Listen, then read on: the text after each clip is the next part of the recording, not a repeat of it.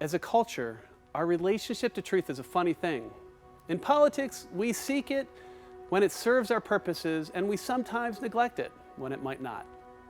In science, often we value it as a means to buffer ourselves from the ravages of the world and the ravages of each other. In religion and ethics, well, we're not convinced there is any truth to be had.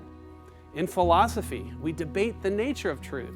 Some even go so far as to say there is no such thing as truth.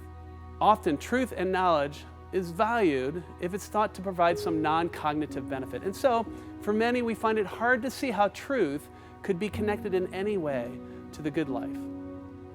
So what is truth, and how can we find it? The common sense and pre-philosophical view of truth is that truth obtains when our belief or our statement or our thought corresponds to the way things are. Truth obtains when we stand in the right relationship to an idea.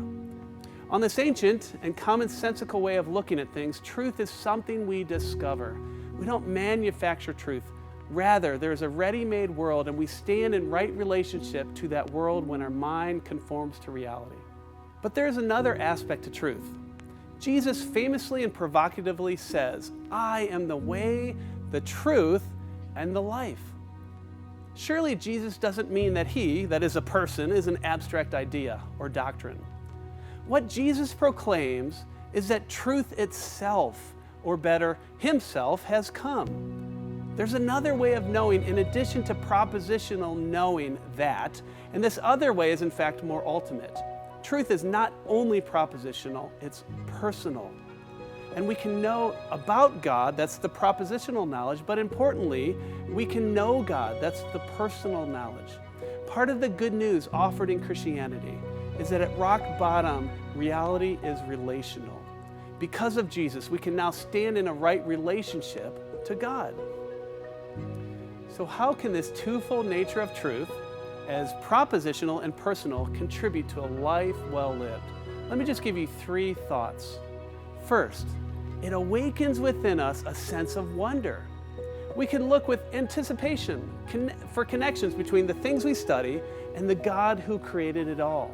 We're on a path of discovery, seeking treasures of wisdom and knowledge that ultimately point to Jesus and the divine.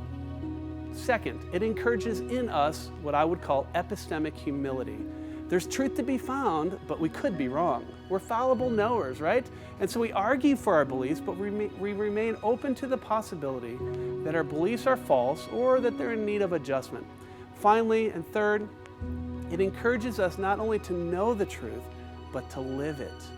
In the Gospel of John, chapter 8, Jesus says, "If you hold on to my teachings, you shall know the truth, and the truth shall set you free." In Jesus, we're able to connect propositional knowledge with personal knowledge, because life is found in communion with God through union with Christ. In the end, we see that truth is connected to a life well lived, because in finding truth, we are led to the source of truth himself, which is Jesus Christ, who has created you to know him and to love him as your highest good and your greatest need. So does truth matter? Yes. Can truth be found? Yes. And in finding truth, we ultimately find Jesus. So embark on the journey of discovery to seek truth, and in seeking truth, if faithfully followed, you will find Jesus, who is the source of truth and the lover of your soul.